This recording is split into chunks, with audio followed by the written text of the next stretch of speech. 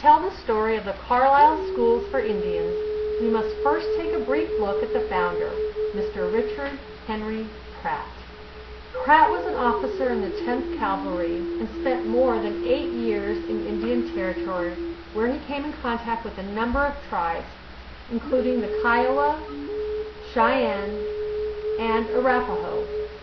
A plan was soon implemented to force Indians from their land, and if they resisted, they were imprisoned.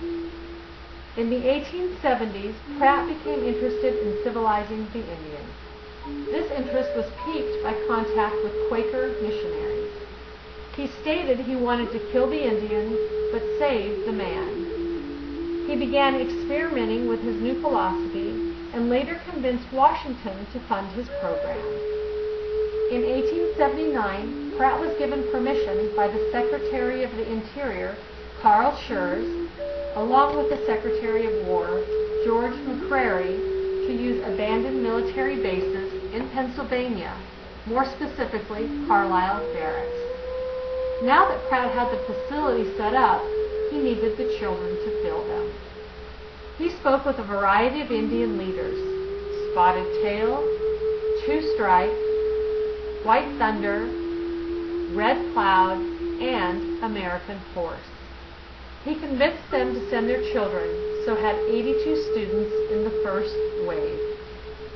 Among the first wave was Luther Standing Bear, who would later gain fame as a writer and actor.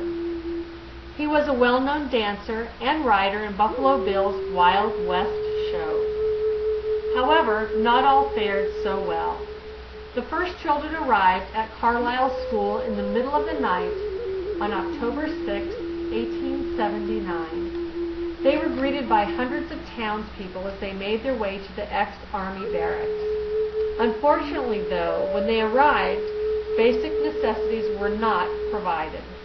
The children spent their first night without bedding, food, or clothing. This is just one example of what set the tone for the future of this education and assimilation-driven institution. School is based on a military style with discipline strictly enforced.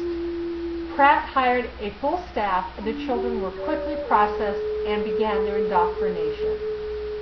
First, a barber was hired to cut the children's hair. Schooling began immediately, with basic academics taught for half the day and trade skills taught the other half. Formal uniforms were issued, and children were denied the right to speak their native tongue. Like traditional military institutions, drilling exercise was a daily activity.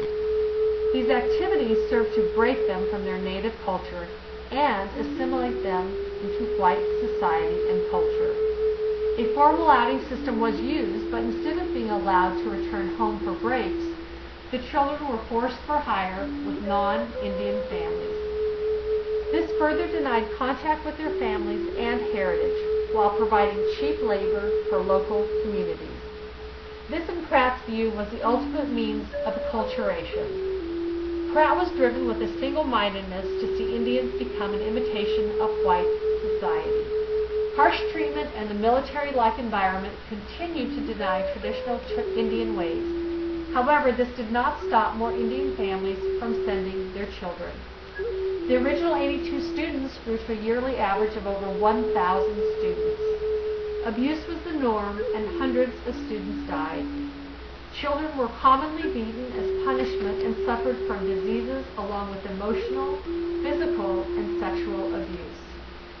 However, the Carlisle Schools still became the model for some 400-plus other Indian boarding schools. Carlisle has a mixed legacy surrounding this education and controversy, with less than 8% graduating from Pratt's program.